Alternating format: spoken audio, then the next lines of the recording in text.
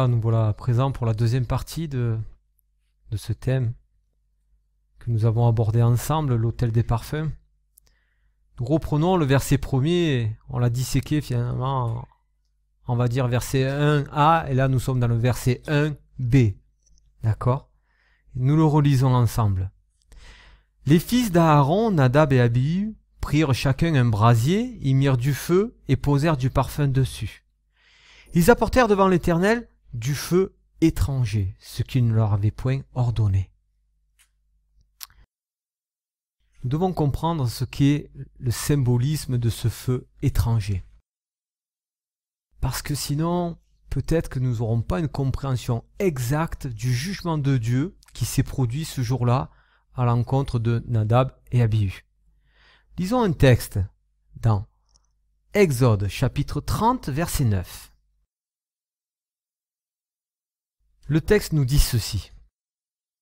Vous n'offrirez sur l'autel ni parfum étranger, ni holocauste, ni offrande, et vous n'y répandrez aucune libation. Vous voyez, le Seigneur ne donne pas un jugement sans avoir au préalable averti ses enfants. Sinon, ce serait un Dieu injuste, et nous avons bien compris qu'il est loin d'être injuste, mais que nous sommes bien à la justice en Jésus-Christ. Nous devons nous poser la question, comment se fait-il? Parce que nous avons vu dans la première partie que Nadab et Abihu, les fils d'Aaron, ont été consacrés donc pour ce service-là. Comment se fait-il qu'ils aient pu tomber dans ces dérives-là? C'est vrai, nous ne pouvons pas les blâmer, nous devons essayer de comprendre. Mais écoutez, il y a quelques éléments que nous trouvons dans l'esprit de prophétie. Dans l'esprit de prophétie, à la page 336, du livre Patriarches et Prophètes, la servante de l'Éternel nous donne cette précision. Et voilà ce qu'elle dit. Il faut dire aussi que Nadab et Abihu n'auraient jamais commis ce péché s'ils n'avaient d'abord été en état d'ivresse partielle à la suite de copieuses libations de vin. Ils savaient pourtant qu'avant de pénétrer dans le sanctuaire où se manifestait la présence divine, ils devaient se livrer à une préparation sévère, dont leur intempérance les avait rendus incapables.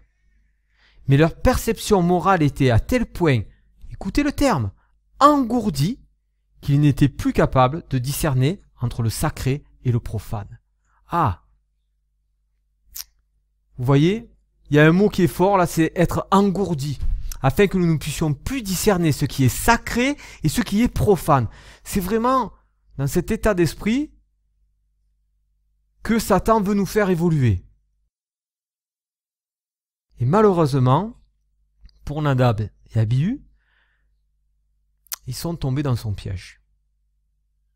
Et vous savez, le piège est tendu, j'ai entendu dire ce matin que c'est pas parce que le piège est tendu que nous devons l'accepter. Pour faire une petite aparté, mais nous revenons sur le choix des 12.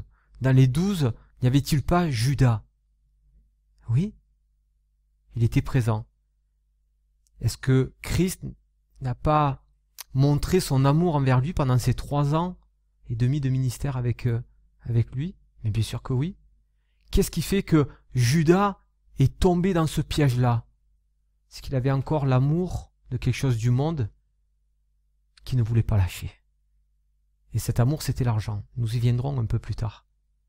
Donc aujourd'hui, pour certains, c'est autre chose. Hein. Chacun a malheureusement encore des choses qui sont difficiles à lâcher. Mais nous pouvons voir cet amour, elle s'est manifestée de cette manière-là, c'est que c'est Judas qui est parti. Hein. C'est pas Christ qui est parti, qui s'est éloigné de Judas. C'est bien lui, malheureusement, qui est parti de cet amour-là. Donc, vous voyez, la justice de Dieu, elle est toujours au rendez-vous et elle est complète dans son amour. Aujourd'hui, dans le monde et dans les églises, nous vivons des temps où les sens sont pervertis. Nous ne discernons plus le sacré du profane. Profane, vous savez, ça veut dire chose qui n'a pas de caractère sacré ou religieux. Donc souvent, c'est vrai, nous évoluons dans des services qui devraient être à la gloire de Dieu, mais qui malheureusement, dans ce service, c'est plus trop à la gloire de Dieu parce qu'il y a beaucoup de choses mondaines qui sont rentrées et qui font que ça amène le déplaisir de Dieu aussi. Si nous voulons recevoir la bénédiction de l'Éternel, Nous devons apprendre à marcher comme Jésus-Christ a marché. Et regardez, nous acceptons volontiers de désobéir à Dieu pour satisfaire nos sens. Exemple, la musique, nous l'avons dit tout à l'heure, les louanges mélangées au rythme de la musique mondaine, les tenues vestimentaires, notre intempérance dans l'alimentation, nos discours stériles et les non édifiants. Vous savez, je ne sais pas si vous avez pu vivre ça, mais nous nous rassemblons pour louer l'Éternel dans ce jour sanctifié, mis à part, nous allons en parler un petit peu tout à l'heure. Et puis nous rendons compte que dès que nous sommes ensemble, t'as vu la dernière voiture qui est sortie, moi celle-là j'aimerais bien l'acheter. Et puis ce soir, il faut que je rentre vite parce qu'il y a un match de foot et puis c'est le PSG qui joue. Vous avez vu Neymar? Les amis, je crois qu'on a perdu l'adoration. Qu'est-ce que je vais mettre au bout de mes ongles demain? Quel maquillage je vais porter? Quelle tenue? Écoutez, moi aujourd'hui je suis en peine et je m'excuse pour ceux qui vont regarder cette vidéo. Mais lorsque nous voyons nos enfants rentrer dans la maison de l'Éternel, avec des t-shirts très courts et des jupes très courtes, nous ne sommes pas dans l'adoration du Père. Nous sommes dans l'adoration du monde et de la mode. Nous avons peut-être envie que les regards se tournent vers nous, mais derrière, c'est qui amène cette idée-là? C'est le diable. Donc, nous devons adorer Dieu en esprit et en vérité. Ne pas tomber dans ces pièges-là. J'espère que ça fera prendre conscience à certaines personnes que nous devons vraiment ne plus nous accrocher aux choses de ce monde.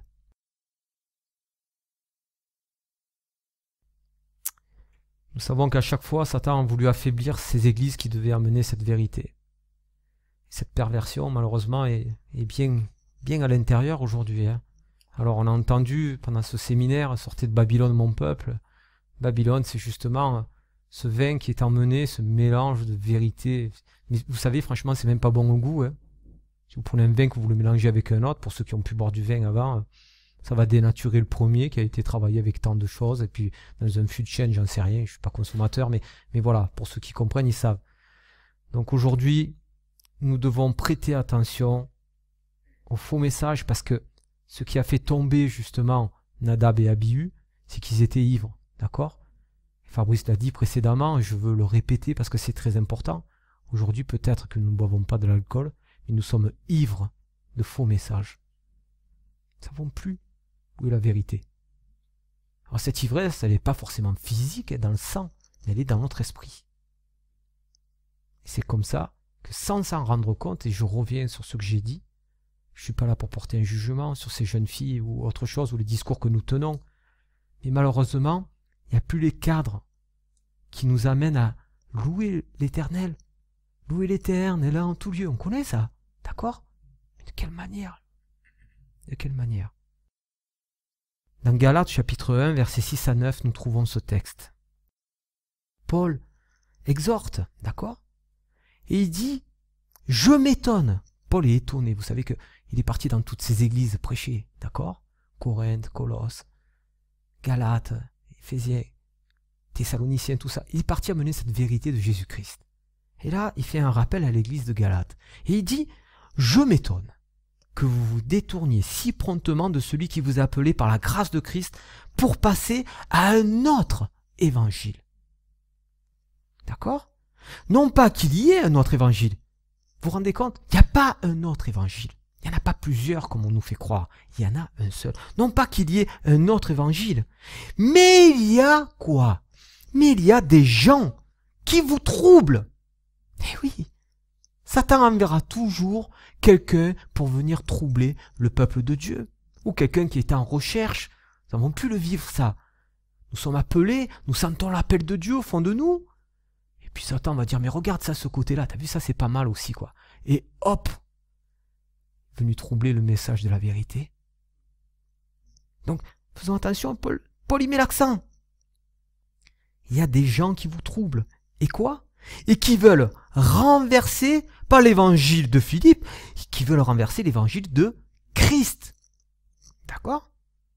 Mais quand nous-mêmes, quand un ange du ciel annoncerait un autre évangile que celui que nous avons prêché, qu'il soit anathème. Le mot anathème veut dire excommunié, sorti de l'église. D'accord? Mais aujourd'hui, nous acceptons d'entendre des messages qui ne sont pas les messages de nos pionniers. Et on nous invite même à aller écouter certains messages qui vont à l'encontre de la vérité. Paul y dit que ces gens-là soient anathèmes. Et aujourd'hui, on nous dit, mais non, c'est certainement pas de cette manière-là que nous devons faire. Vous comprenez? Qui c'est qui pervertit? Quel est le but de cette perversion?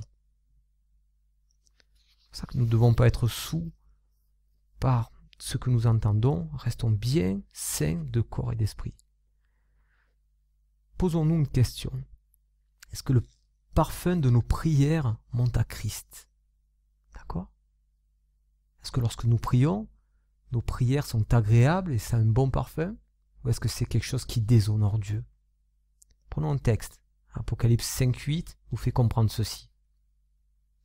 Quand il eut pris le livre, on parle de Jésus, les 4 êtres vivants et les 24 vieillards se prosternèrent devant l'agneau, tenant chacun une harpe et des coupes d'or remplies de parfums, qui sont quoi, les amis? Les prières des saints. Ce qui se passait là, à l'autel du parfum, représente les prières des saints qui montent jusqu'au trône de Dieu. D'accord? Et vous allez comprendre, peut-être que vous savez déjà, mais on va essayer d'évoluer dans ce sens-là. Gardez bien ça en mémoire, les prières des saints. Dans Apocalypse, chapitre 8, verset 3, nous trouvons encore une fois. Et un autre ange vint, et il se tint sur l'autel. Nous sommes ici, sur l'autel, mais là, l'autel, nous sommes dans le sanctuaire céleste. D'accord? Il n'y a plus de le lieu saint, nous sommes dans le lieu très saint. Et un autre ange vint, il se tint sur l'autel ayant un encensoir d'or. On lui donna quoi? Beaucoup de parfums afin qu'il les offrît avec les prières de tous les saints sur l'autel d'or qui est devant le trône de Dieu. Nous sommes dans ce jugement. Il y a beaucoup de parfums qui montent à Dieu. Donc il y a beaucoup de prières qui montent à l'Éternel. Il faut juste comprendre si nos prières sont agréables à Dieu ou si elles le déshonorent. Et vous allez voir ce que nous allons partager ensemble. Dans Proverbes chapitre 28, verset 9. Écoutez bien. Si quelqu'un détourne l'oreille pour ne pas écouter la loi, d'accord? Sa prière même, est quoi les amis? Est une abomination. Si aujourd'hui nous prenons conscience de cela, si aujourd'hui il y a des aspects de la loi que nous ne voulons pas écouter parce que nous pensons que, déjà il faut arrêter de penser puis plutôt se laisser guider par l'esprit. Mais si c'est le cas, le texte nous dit que ces prières sont en abomination devant la face de l'Éternel. Combien de gens prient, pensent oui, prier Dieu, mais si on déshonore la loi de Dieu, le Seigneur rejette ses prières. Vous comprenez cela? De quelle manière méprisons-nous Dieu dans nos vies? De quelle manière? Prenons un texte. Proverbes, chapitre 1er, versets 23 à 30. Tournez-vous pour écouter mes réprimandes. Voici, je répandrai sur vous mon esprit. Je ferai connaître mes paroles. Puisque j'appelle et que vous résistez. Puisque j'étends ma main et que personne n'y prend garde. Puisque vous rejetez tous mes conseils et que vous n'aimez pas mes réprimandes. Moi aussi, je rirai quand vous serez dans le malheur. Je me moquerai quand la terreur vous saisira. Quand la terreur vous saisira comme une tempête et que le malheur vous enveloppera comme un tourbillon. Quand la détresse et l'angoisse fondront sur vous. Alors, alors, ils m'appelleront et je ne répondrai pas. Ils me chercheront et ne me trouveront pas. Parce qu'ils ont haï la science et qu'ils n'ont pas choisi la crainte de l'Éternel. Parce qu'ils n'ont point aimé mes conseils et qu'ils ont dédaigné toutes mes réprimandes. Vous comprenez?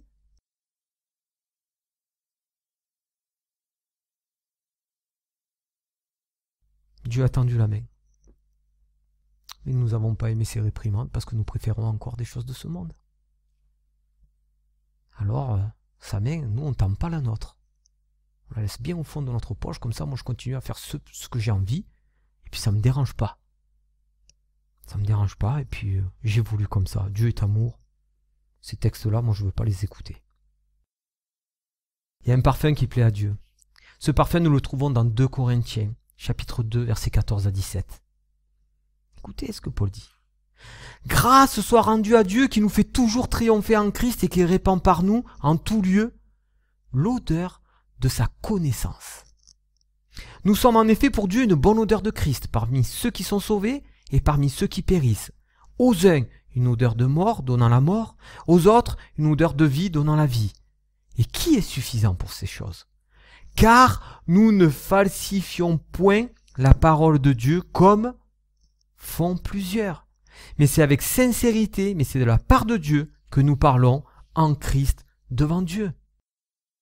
Là, nous sommes dans une prière qui monte jusqu'au trône et qui est agréable à Dieu. Ne falsifions pas sa parole, quoi que cela puisse nous coûter, même s'il y a des gens qui ferment la porte, même s'il y a des gens qui ne comprennent pas la dynamique, nous ne devons pas nous taire. Parce que se taire, ça veut dire que nous confortons les gens dans le péché. Et Christ, on voit, Dieu l'a dit, il réprimande. Ben, c'est pas nous qui réprimandons, nous lisons la parole. Ce ne sont pas les juges, nous. Pas pour le moment, en tout cas. Vous savez, ce qui nous est amené, justement, par rapport au thème des 500 ans de Luther, cet œcuménisme qui est pour nous une hérésie mortelle, nous devons justement prendre position aujourd'hui. Parce que tout est emmené pour cette pseudo-relation dans l'amour. Et lorsque nous voyons justement tous les chefs religieux de certaines de toutes dénominations même, qui se joignent dans cet élan-là, ça va à l'encontre des parfums qui plaisent à Dieu. Parce que où je jette Apocalypse 13, Apocalypse 17 et d'autres choses encore de la parole de Dieu, parce que ça part de qui est la bête, qui est le faux prophète. Et dans ces cas-là, alors là je peux rentrer dans l'œcuménisme. Mais si moi je garde la Bible telle qu'elle est et que je dis que c'était justement guidé par l'Esprit de Dieu, je ne peux pas rentrer dans cet œcuménisme. Parce que sinon je participe au péché de Babylone. Et donc nous devons prendre position. Nous devons. Regardez, souvent on nous dit par rapport à la loi, vous savez, je vais mettre juste l'accent sur quelque chose qui déplaît souvent. Alors on est toujours d'accord sur 9 commandements. Et puis il y en a un où on n'est vraiment pas d'accord avec des frères d'autres dénominations. Et à chaque fois qu'on partage, je ne comprends pas parce qu'on a beau essayer de montrer des textes, mais ils n'en veulent pas. Alors c'est un choix personnel et voilà, ils ont le droit. Dieu les laisse libres. Mais nous avons vu que celui qui méprise sa loi ne peut être appelé enfant de Dieu. Donc dans les commandements, il y en a bien 10, on est d'accord, il n'y en a pas 9. Hein, d'accord. Alors on va prendre un texte qui se trouve dans Matthieu chapitre 5, versets 17 à 19.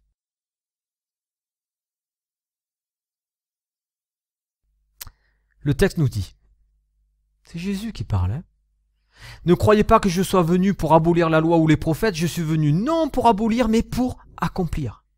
Car je vous le dis en vérité, tant que le ciel et la terre ne passeront point, il ne disparaîtra pas de la loi un seul iota ou un seul trait de lettre, jusqu'à ce que tout soit arrivé. Celui donc qui supprimera l'un de ces plus petits commandements et qui enseignera aux hommes à faire de même, sera appelé le plus petit dans le royaume des cieux. Mais celui qui les observera et qui enseignera à les observer, celui-là sera appelé grand dans le royaume des cieux.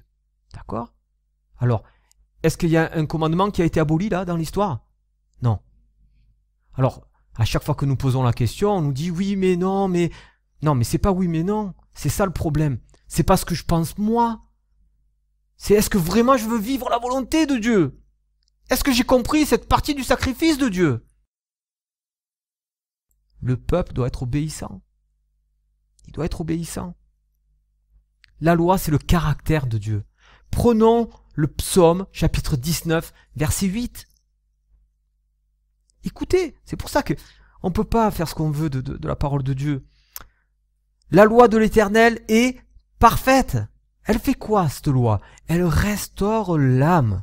Le témoignage de l'Éternel est véritable. Il rend sage l'ignorant. Voilà le but de la loi, les amis. Là, on n'est pas avec des gendarmes, là. C'est l'Éternel qui parle. L'Éternel des armées. Quel est le rôle de la loi? Romains, chapitre 7, verset 7. Que dirons-nous donc? La loi est-elle péché? Loin de là. Mais je n'ai connu le péché que par la loi. Car je n'aurais pas connu la convoitise si la loi n'eût dit « tu ne convoiteras point ». Vous comprenez? La loi est pédagogue. Et pourquoi j'ai pris ces textes en parallèle? Parce qu'on nous dit que dans Matthieu 5, 17, il est venu accomplir la loi. Et donc, du moment qu'elle est accomplie, elle est abolie. Alors que la suite du texte nous dit que non. Mais souvent, certaines dénominations utilisent ce texte pour cela. Mais dans Romains 12, il est en train de citer une partie de la loi. D'accord? Réfléchissons à cela. Une partie de la loi. Tu ne commettras pas d'adultère. Donc, de quelle loi on parle? Pourquoi je vais garder celui-là de commandement, mais pas là où je vais en venir? Pourquoi? Parce que derrière, il y a une grosse emprise, il y a une grosse machine. Cette grosse machine, elle s'appelle Satan. Et Satan veut nous détourner de l'adoration de Dieu. Dans Romains au chapitre 7, verset 12, nous trouvons encore ceci. Un petit rappel de psaume. La loi donc est sainte, et le commandement est saint, juste et bon. D'accord, les amis? Vous savez, une fois, je discutais avec une personne que j'aime beaucoup. Et on échangeait les passages de la parole de Dieu. Et on me dit, oui, mais regarde, quand on a demandé à Jésus quel était le plus grand des commandements, il a dit, c'est d'aimer Dieu et aimer son prochain comme soi-même. D'accord? Alors, lisons le texte ensemble, afin qu'il n'y ait pas d'interprétation. Matthieu chapitre 22, versets 34 à 40. Les pharisiens, ayant appris qu'il avait réduit au silence les sadducéens, se rassemblèrent, et l'un d'eux, attention, il y a un grade là, docteur de la loi, lui fit cette question pour l'éprouver. Un docteur de la loi qui va éprouver Christ. Mais vous vous rendez compte un peu déjà l'orgueil qu'il y a dans le cœur de l'homme. Mais il dit quand même, Maître, quel est le plus grand commandement de la loi?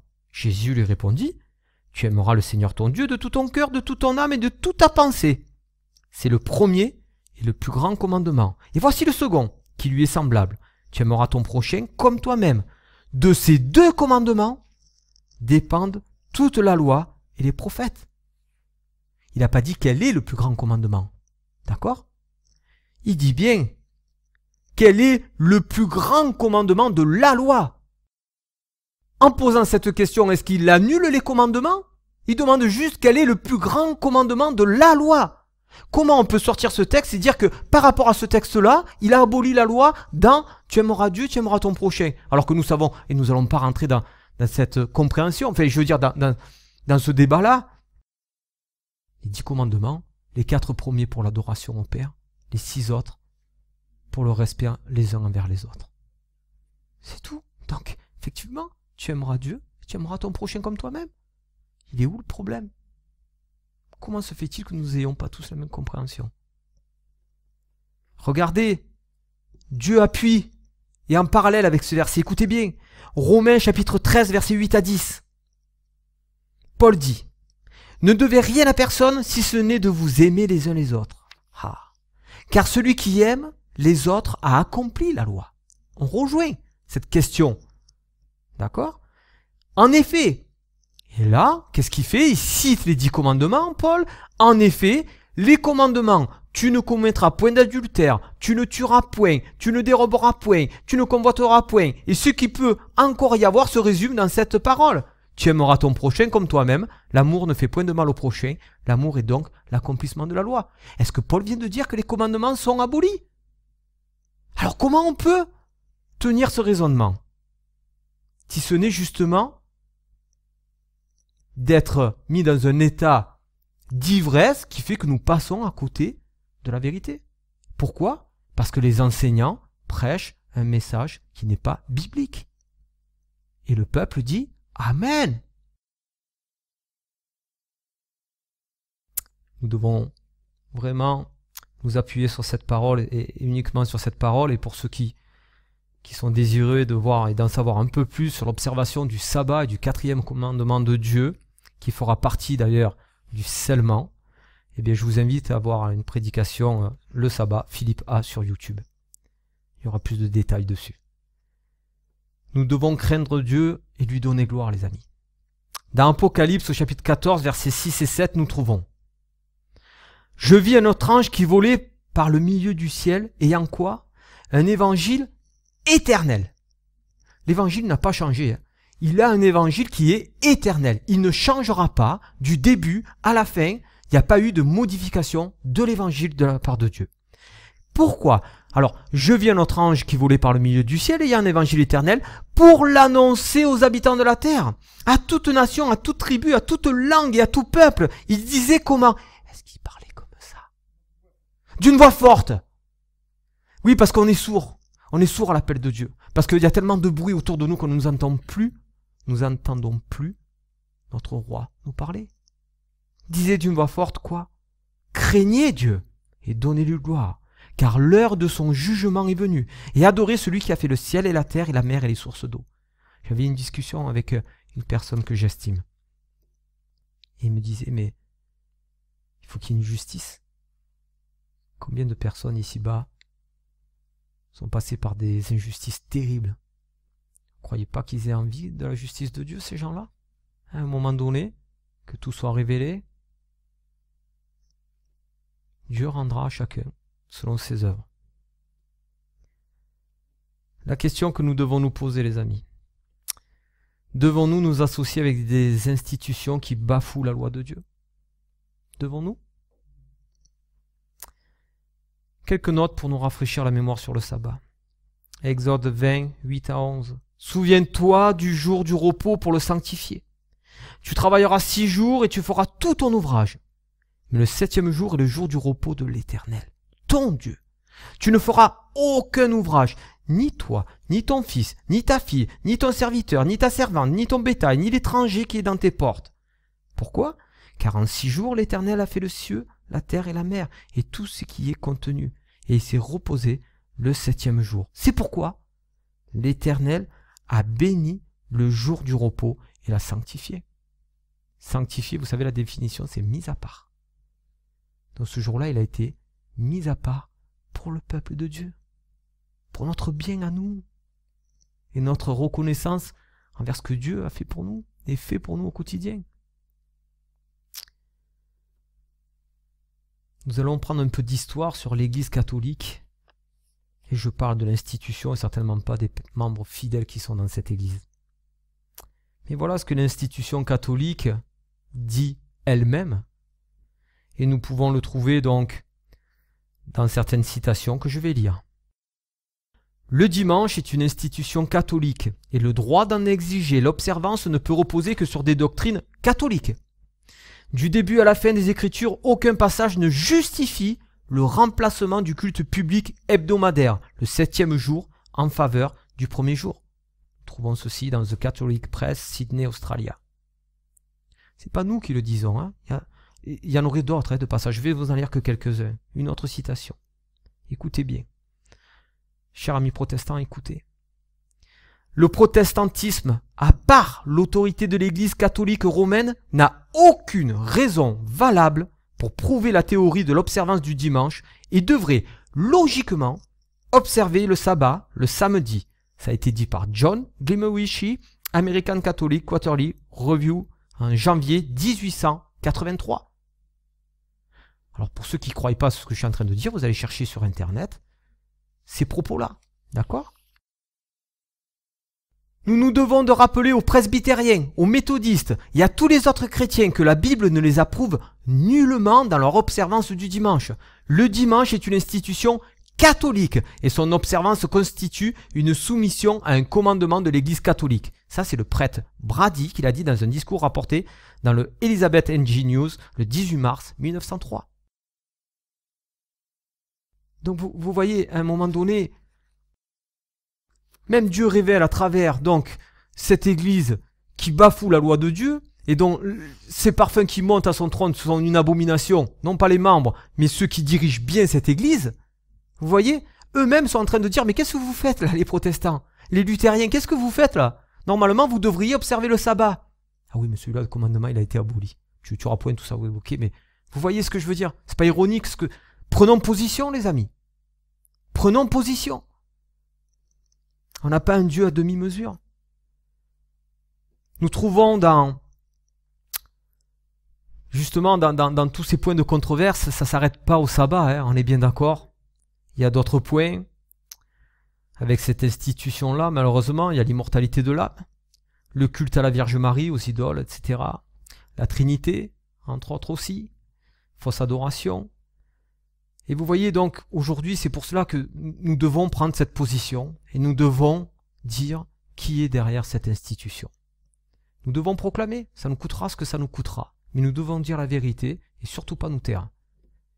Et si nous nous taisons, les pierres crieront. Le Seigneur n'a pas besoin de nous pour pouvoir annoncer sa parole, mais c'est une bénédiction que de pouvoir rentrer dans cette dynamique-là. Nous devons obéir à Dieu plutôt qu'aux hommes. Lisons Actes chapitre 5 verset 29. Voilà ce que Pierre et les apôtres à cette époque ont répondu. Pierre et les apôtres répondirent, quoi? Il faut obéir à Dieu plutôt qu'aux hommes. Alors nous sommes apôtres. Donc nous devons obéir à Dieu plutôt qu'aux hommes. Dans Jérémie, chapitre 17, verset 5. Ainsi parle l'Éternel. Écoutez, là, c'est Dieu, hein. Ainsi parle l'Éternel. Maudit soit l'homme qui se confie dans l'homme, qui prend la chair pour son appui et qui détourne son cœur de l'Éternel. C'est ce qui s'est passé avec Nadab et Abihu. Ils ont pris appui sur leur chair. Finalement, c'est pas si grave, malgré les recommandations que Dieu leur a données. De ne pas rentrer s'ils avaient bu du vin. De ne pas mener un feu étranger. Ah ben non, moi je fais quand même. Et le jugement est terrible. Hein. Le jugement est terrible. Et oui. Vous comprenez? Dans Malachie, chapitre 1, versets 6 à 8. Écoutez bien. Un fils honore son père et un serviteur son maître. Si je suis père, c'est Dieu qui parle, si je suis père, où est l'honneur qui m'est dû? Si je suis maître, où est la crainte qu'on a de moi? Dit l'Éternel des armées. À vous, sacrificateurs, qui méprisez mon nom et qui dites, en quoi avons-nous méprisé ton nom? Vous offrez sur mon autel des aliments impurs et vous dites, en quoi t'avons-nous profané? C'est en disant, la table de l'Éternel est méprisable.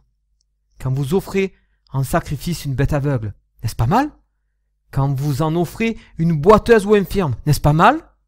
Offre-la donc à ton gouverneur. Te recevra-t-il? Bien te fera-t-il bon accueil? Dit l'Éternel des armées. Quand nous emmenons Jésus-Christ, mes amis, est-ce qu'on l'amène boiteux? Parce qu'une part de la vérité a été enlevée afin de ne pas choquer certaines dénominations que nous voulons rentrer en fusion par un soi-disant lien d'amour. Mais en attendant, ce lien d'amour est en train de bafouer l'amour de Dieu et de son Fils. Hein. Alors j'amène un Christ comment? Entier ou estropié? Oh, je pense celui-là, c'est pas grave, il est pas beau, on va le faire passer un sacrifice, mais ce sacrifice-là, il n'est pas agréé de Dieu. C'est ce qu'il faut que nous comprenions. Dans Lévitique chapitre 16, versets 12 à 13, nous lisons.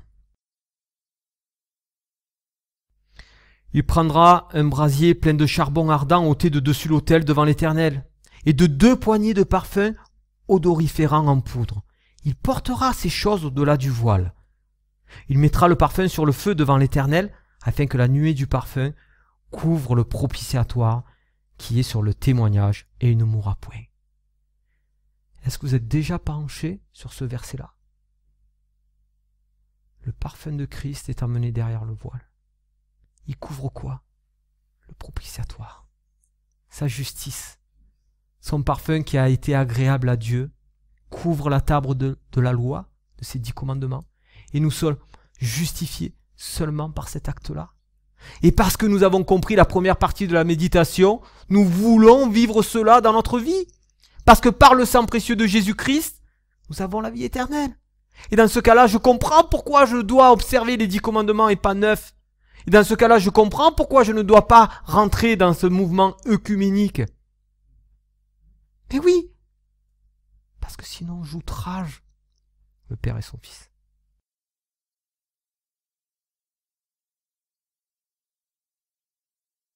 J'aimerais vous faire regarder une vidéo très courte du pape François avant de prendre quelques textes et d'en finir.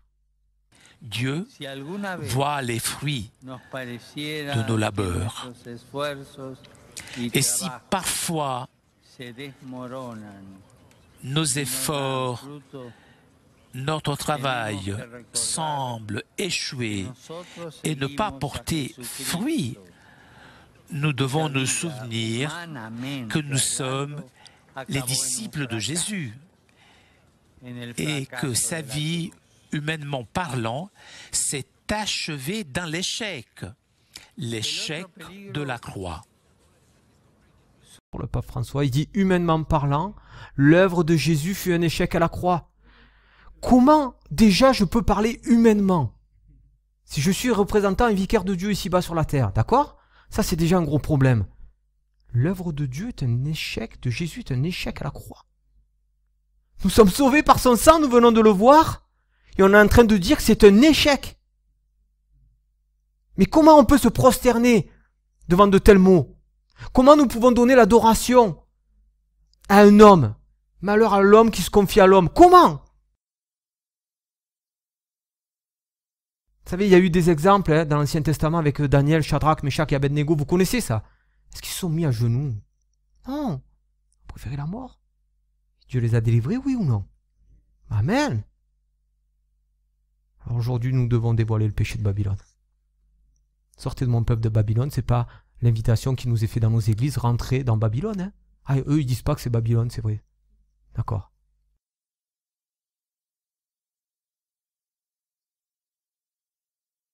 Dans Zacharie au chapitre 11, verset 12, nous trouvons ceci. C'est une prophétie. Hein. Je leur dis, si vous le trouvez bon, donnez-moi mon salaire. Sinon, ne le donnez pas. Et ils pesèrent mon salaire 30 sicles d'argent. Ça vous fait penser à quelque chose, ça? Nous allons prendre un texte pour que nous comprenions cela. 30 sicles d'argent. Ok? Matthieu chapitre 27, verset 1er au verset 10. C'est terrifiant ce qui se passe, c'est terrifiant. Voilà ce que l'évangéliste nous dit. Matthieu 27, verset 1 à 10. Dès que le matin fut venu, tous les principaux sacrificateurs et les anciens du peuple tinrent un conseil contre Jésus pour le faire mourir. Après l'avoir lié, ils l'emmenèrent et le livrèrent à Ponce Pilate, le gouverneur. Alors Judas, qui l'avait livré, voyant qu'il était condamné, se repentit et rapporta 30 pièces d'argent aux principaux sacrificateurs et aux anciens, en disant « J'ai péché en livrant le sang innocent. » Ils répondirent « Que nous importe? Cela te regarde. » Judas jeta les pièces d'argent dans le temple, se retira et alla se pendre. Les principaux sacrificateurs les ramassèrent et ils dirent « Il n'est pas permis de les mettre dans le trésor sacré, puisque c'est le prix du sang. » Et après en avoir délibéré, ils achetèrent avec cet argent le champ du potier pour la sépulture des étrangers. C'est pourquoi ce champ a été appelé champ du sang, jusqu'à ce jour. Alors s'accomplit ce qui avait été annoncé par Jérémie le prophète. Ils ont pris les 30 pièces d'argent, la valeur de celui qui a été estimé, qu'on a estimé de la part des enfants d'Israël, et ils les ont donnés pour le champ du potier, comme le Seigneur me l'avait ordonné. À combien estimons-nous le sacrifice de Jésus-Christ? 40, 50, 100 pièces, une pièce, 0. Ça se résume à ça, le sacrifice de Jésus-Christ. 30 pièces d'argent. C'est ça, les amis, la vérité. C'est que si nous bafouons la vérité, et si nous adorons quelqu'un d'autre que notre Père, le sacrifice de Christ, il ne vaut pas plus que 30 pièces d'argent. Dans Hébreux, au chapitre 6, versets 4 à 8, nous trouvons ceci. C'est dur ce que je vais lire, mais il faut que je vous le lise. Car il est impossible que ceux qui ont été une fois éclairés, qui ont goûté le don céleste, qui ont eu part au Saint-Esprit, qui ont goûté la bonne parole de Dieu et les puissances du siècle à venir, et qui sont tombés, soient encore renouvelés et amenés à la repentance. Pourquoi?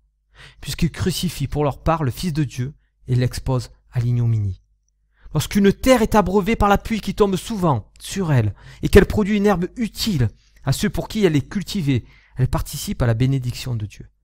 Mais si elle produit des épines et des chardons, elle est réprouvée et prête d'être maudite, et on finit par y mettre le feu. Ça veut dire quoi? Aujourd'hui, les amis, le Seigneur a dévoilé sa vérité. Au jour d'aujourd'hui, je dis pas dans le message là, d'accord? J'espère que c'est sa vérité.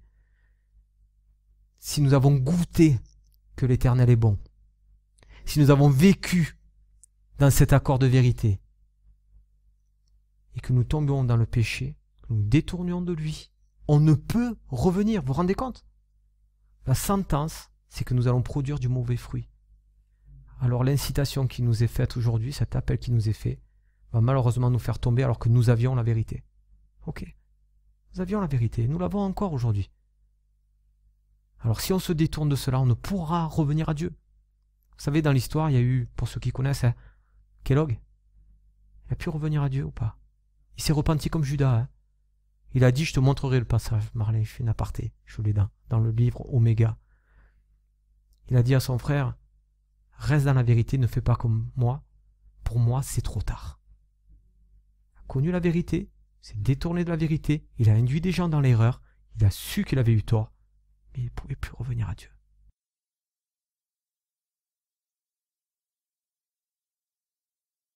Ne méprisons pas le salaire du sang de Christ. Ne méprisons pas le salaire du sang du Christ. Dans Jean chapitre 1, verset 11. Écoutez, c'est des paroles qui doivent nous interpeller, hein, qui doivent nous édifier, nous exhorter. Et pardon si ça bouscule. Elle est venue chez les siens. Et les siens ne l'ont point reçue.